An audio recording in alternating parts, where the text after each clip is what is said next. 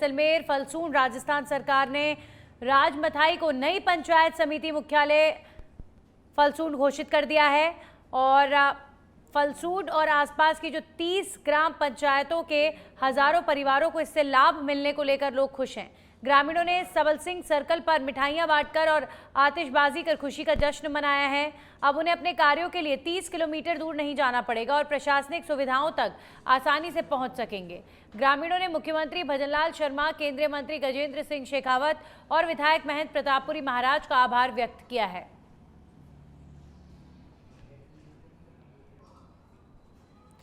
भीलवाड़ा जिले की आसिंद तहसील के ग्राम जैतपुरा के ग्रामीणों ने नवीन ग्राम पंचायत पुनर्गठन के खिलाफ विरोध जताया है।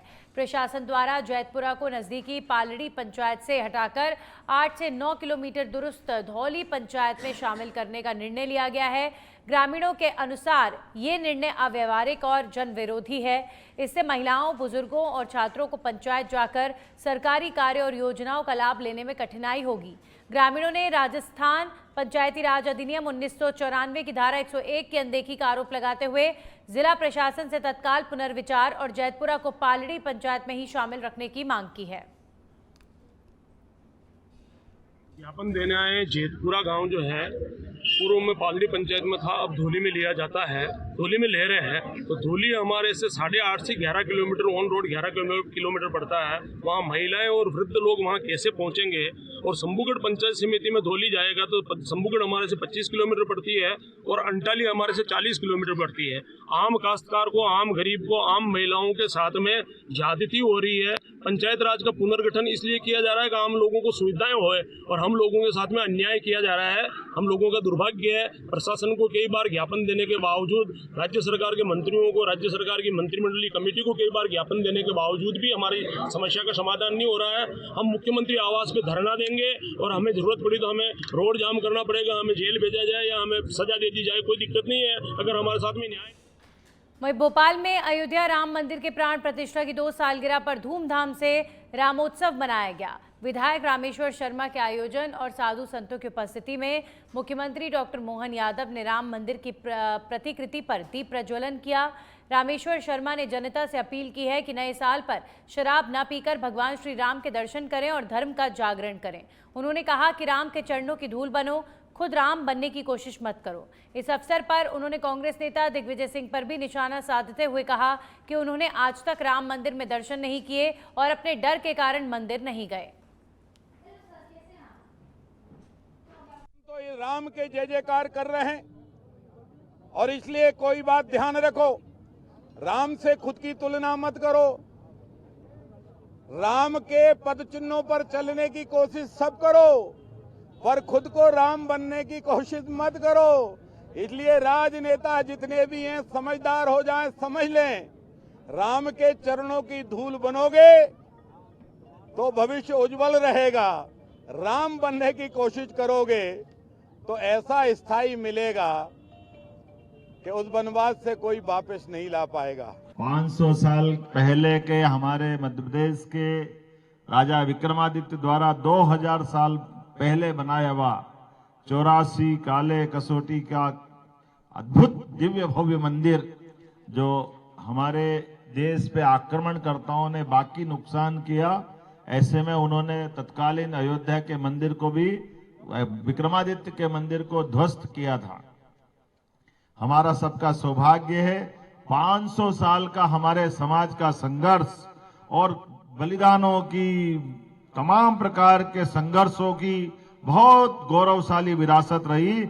हमारे समाज ने एक दिन, एक समय कभी भी अपने आंखों से वो दृश्य भुलाया नहीं और अंततः विजय प्राप्त करके भव्य दिव्य मंदिर बना करके हमारी अपनी सनातन संस्कृति की ध्वजा को एवरेस्ट की ऊंची चोटी से भी ऊंचा भाव लेकर के यशस्वी प्रधानमंत्री के नेतृत्व में सुप्रीम कोर्ट के निर्णय के बाद न केवल भव्य दिव्य मंदिर बना बल्कि आज दुनिया के सामने हमारे अमर संघर्ष का प्रतिमान बना है।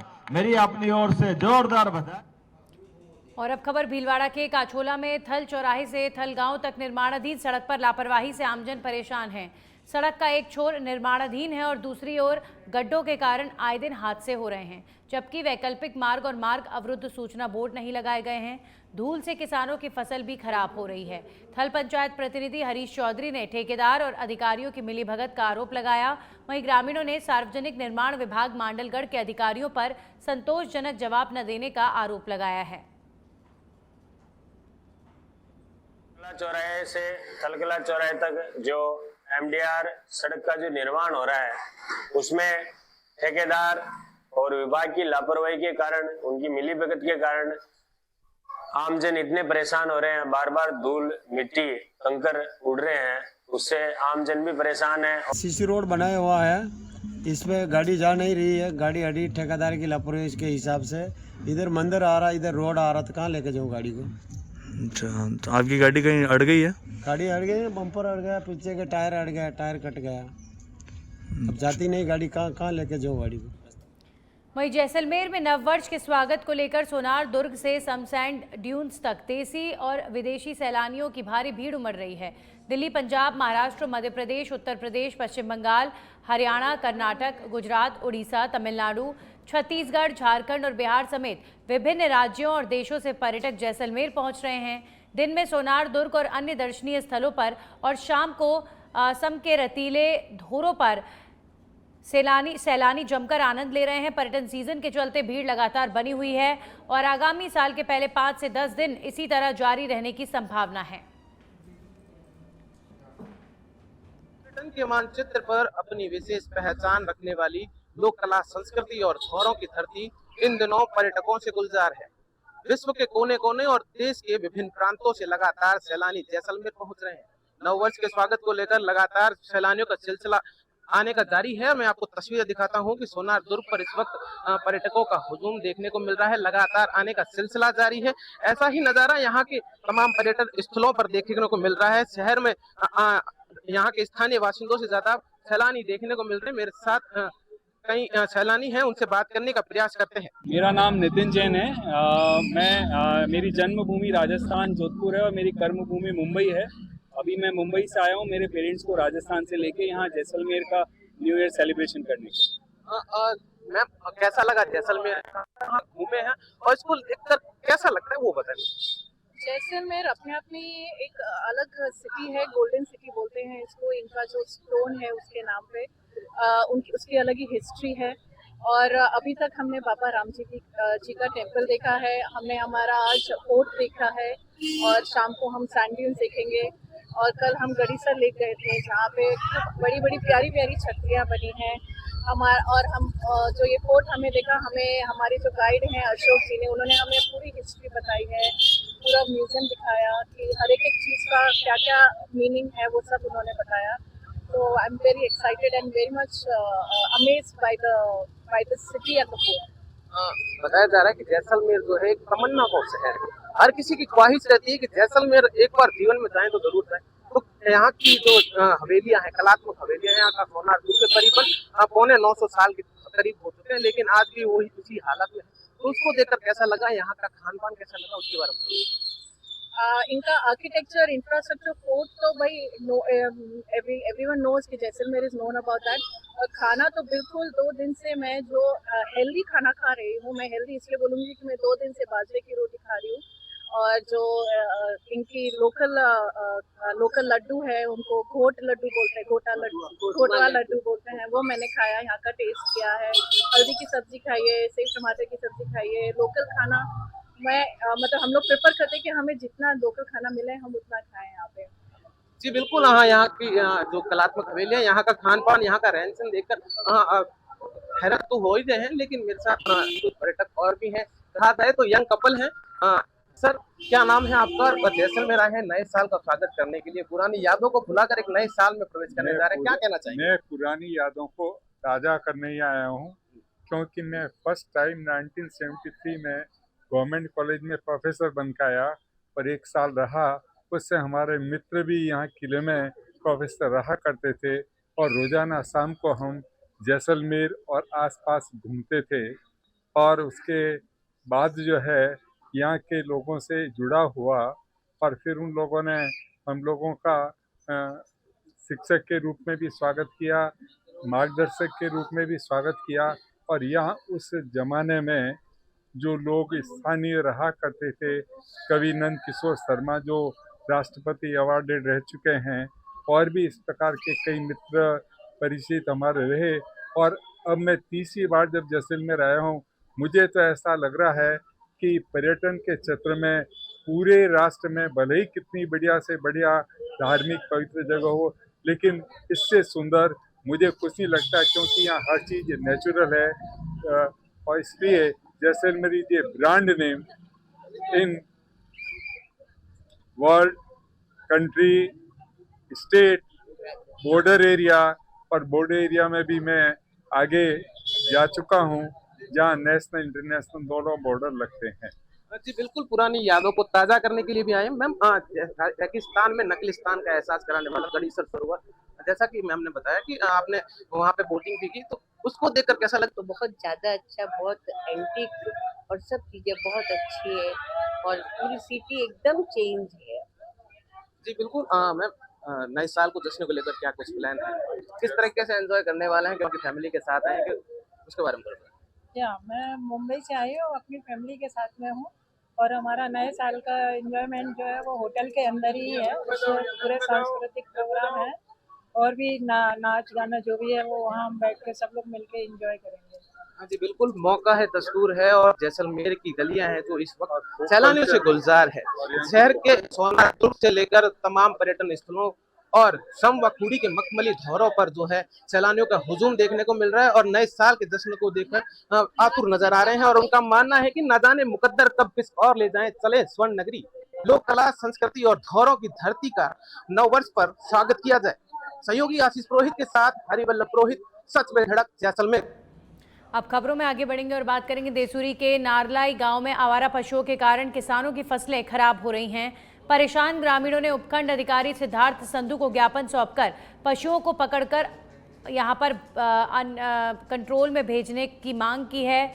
और नारलाई के कृषि बैरा राजवा, चारभुजा, ढिमरा, भक्ताजी बाला और राजी गजी बाला के ग्रामीण लंबे समय से इस समस्या से परेशान हैं। ज्ञापन भारतीय किसान संघ देसूरी तहसील अध्यक्ष के नेतृत्व में सौंपा गया, जिसमें कई ग्रामीण उपस्थित थे।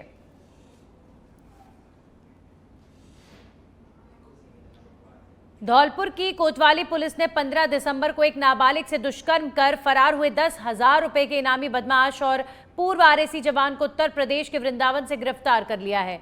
आरोपी अपनी पहचान छिपाने के लिए बुर्का पहनकर और लिपस्टिक लगाकर यहां पर रह रहा था, जिसे पुलिस की आधा दर्जन टीमों ने करीब 100 सीसीटीवी कैमरों की मदद और हेड कांस्टेबल मनोज कुमार की सटीक सूचना पर धर दबोचा।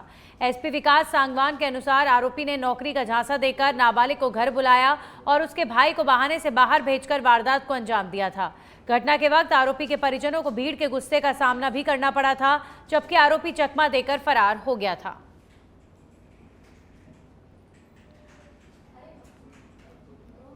और अब खबर पोखरण से, बड़ी खबर का रुख करेंगे। हिट एंड रन मामले में 6 साल की मासूम की दर्दनाक मौत। मासूम का परिवार लोक देवता बाबा रामदेव जी के दर्शन करने आया था। पोखरण से करीब 7 किलोमीटर पहले मासूम संजू बेन को अज्ञात वाहन ने टक्कर मार दी और चालक फरार हो गया। घायल अवस्था में परिवार मासूम को जिला अस्पताल लेकर आया। चिकित्सक डॉक्टर सुनील सर्राफ ने बचाने की भरसक कोशिश की, लेकिन मासूम ने अस्पताल में ही दम तोड़ दिया। पोखरण पुलिस ने परिजनों से घटनाक्रम की जानकारी लेकर अज्ञात वाहन की तलाश शुरू कर दी है। परिवार गुजरात के खेड़ा जिले का निवासी बताया जा रहा है। तो एक 6 साल की मासूम बच्ची की दर्दनाक मृत्यु, हिट एंड रन मामला। बाबा रामदेव जी के दर्शन करने आया था परिवार और तेज रफ्तार वाहन ने बच्ची को अपनी चपेट में ले लिया, जिसके बाद परिवार बच्ची को अस्पताल लेकर पहुंचा, जहां बच्ची को बचाने का भरसक प्रयास हुआ, लेकिन डॉक्टर्स असफल रहे और बच्ची की मृत्यु हो गई। 6 साल की मासूम की मौत हो गई है। हिट एंड रन मामला पोखरण में सामने आया है। वहीं लक्ष्मणगढ़ के बटोट गांव के ग्रामीणों ने एसआईआर मतदाता सूची के विशेष गहन पुनरीक्षण ने अपने नाम हटाए जाने का विरोध किया और उपखंड अधिकारी मोहर सिंह मीणा को ज्ञापन सौंपकर नाम जोड़ने की मांग की है। कांग्रेस नेता नरेंद्र बाटर ने बताया कि बावरिया भोपा, लोहार एससी और जनजाति के कई परिवारों के नाम 2002 की वोटर लिस्ट से गायब हैं और इनमें से कई के पास जन्म प्रमाण पत्र भी नहीं है, जबकि ये सभी गांव के स्थायी निवासी हैं। एफआईआर का मामला लेकर है ना, आप प्रत्येक गांव में को मसलों, विशेष रूप से बठोट भी, अन्य गांवों को भी ऐसे की घूमट जाती है, बावरिया है, भोपा है, लोहार है, SC/ST है, अल्पसंख्यक है और तमाम जो भी कम्युनिटी है, बाग का जो 2002 के पहले कईयों के वोट हा कोनिया, कया का माता पिता का कोनिया, वह लगातार इस देश का निवासी, मकान है, सब कुछ है। आज के दिन उनके पास राशन कार्ड भी है और जनाधार भी है, आधार कार्ड भी है, लेकिन वहां को वोट को नाम काट दिया गयो। बी वोट ने नाम जुड़ाने के लिए आज ज्ञापन दिए, चेतावनी लेजन दी SDM ने कि अगर आखी जिकी में 13 जगह आइटम थे बना रखी है गवर्नमेंट से, क्या डॉक्यूमेंट्स देना है, बात डॉक्यूमेंट्स के मान से इजिली बैंक बनाने की प्रोसेस नहीं कीजिए। आगो जन्म तिथि प्रमाण पत्र कौन मिले लो पूछ को, आगो जाति प्रमाण पत्र कौन पूछ को, मूल निवास प्रमाण पत्र कौन मुझको, भाई जुड़ने के लिए ही डॉक्यूमेंट्स है, ना आधार कार्ड जोड़ रखे ना वो जोड़ रखे। वहीं भोपाल में इंदर सिंह परमार ने उच्च शिक्षा, तकनीकी शिक्षा और आयुष विभाग का 2 साल का रिपोर्ट कार्ड पेश किया है। उन्होंने कहा है कि शिक्षा ही समाज और राष्ट्र की उन्नति का आधार है और मध्य प्रदेश इस क्षेत्र में निरंतर प्रगति कर रहा है। प्रदेश में राष्ट्रीय शिक्षा नीति 2020 के अनुरूप पाठ्यक्रम तैयार किए जा रहे हैं। छात्र शिक्षकों की उपस्थिति और नियमित कक्षा शिक्षण को प्राथमिकता दी जा रही है। राज्य में 571 शासकीय और 788 अशासकीय महाविद्यालय और 19 शासकीय और 54 निजी विश्वविद्यालय हैं, जिसमें 16.5 लाख विद्यार्थी अध्ययनरत हैं, जिनमें लगभग 54 से 55% छात्राएं हैं। सकल नामांकन अनुपात जो है 2017 के 20% से बढ़कर 2021-22 में 28.9% हो गया है और इसे 35% तक बढ़ाने का लक्ष्य रखा गया है। 4 वर्षीय स्नातक पाठ्यक्रम और 1 वर्षीय स्नाकोत्तर पाठ्यक्रम लागू किए गए हैं। वहीं स्नातक स्तर में 83 और स्नाकोत्तर में 50 विषयों का पाठ्यक्रम राष्ट्रीय शिक्षा नीति के अनुरूप तैयार किया गया है। 3 नए विश्वविद्यालयों की स्थापना हुई है और 55 महाविद्यालयों को प्रधानमंत्री कॉलेज ऑफ एक्सीलेंस के रूप में उन्नत किया गया है, जिनके लिए 1845 नए पद सृजित और 336 करोड़ रुपए से अधिक की राशि अधोसंरचना विकास के लिए स्वीकृत की गई है। 600 आयुष में पूरे में, आयुर्वेद भी जिसमें यूनानी भी है और होम्योपैथिक भी है, 600 हमने चिकित्सकों की भर्ती की है। मेरे ख्याल से 596 करके संख्या आ रही है। लगभग 600 की हमने भर्ती उसमें कर ली है। आने वाले समय में हम नए पदों का भी सृजन किया है, जितने नए अस्पताल मैंने बताया उनका, और उनकी भी हम भर्ती क्रम चलाने वाले हैं। भर्ती को लेकर हमारे मुख्यमंत्री जी का बहुत आग्रह है, इसलिए हमने हायर एजुकेशन में भर्ती की, हमने आयुष में भर्ती कर रहे हैं और की है, लगातार भर्ती करते रहेंगे। टेक्निकल एजुकेशन में भी हमने भर्ती करने का क्रम को आगे बढ़ा रहे हैं। आने वाले समय में जो हमारे पॉलिटेक्निक कॉलेज, इंजीनियरिंग कॉलेज जो वैसे सोसाइटी के द्वारा संचालित है, लेकिन एक नीति बना करके हम एक साथ सबकी भर्ती करें और जितनी जिसके महाविद्यालय को आवश्यकता उतने हम पदों को वहाँ दे देंगे, ताकि भर्ती का काम एक साथ उनका पूरा हो जाए। उस पर हमारे विभाग, तकनीकी शिक्षा विभाग काम कर रहा है। वहीं हनुमानगढ़ में जल परामर्श समिति की बैठक विवादों में बदल गई। बैठक के दौरान 4 में से 2 समूह को पानी देने की मांग उठी, लेकिन सिंचाई विभाग के मुख्य अभियंता ने स्पष्ट किया कि डैम में इतना पानी नहीं है। इस पर रायसिंह नगर के विधायक सोहन नायक और पीलीबंगा के विधायक विनोद गोटवाल और अनूपगढ़ के विधायक शिमला नायक बैठक छोड़कर धरने पर बैठ गए और भाजपा सरकार के खिलाफ नारेबाजी की। उन्होंने चेतावनी दी कि यदि पर्याप्त पानी नहीं मिला तो किसान बर्बाद हो जाएंगे। धरने में कांग्रेस जिलाध्यक्ष मनीष मक्कासर भी मौजूद रहे। वहीं बैठक में विभाग ने कहा कि केवल 3 में से 1 समूह में ही पानी चलाया जा सकता है, जिससे मुद्दा विवादास्पद बना हुआ है।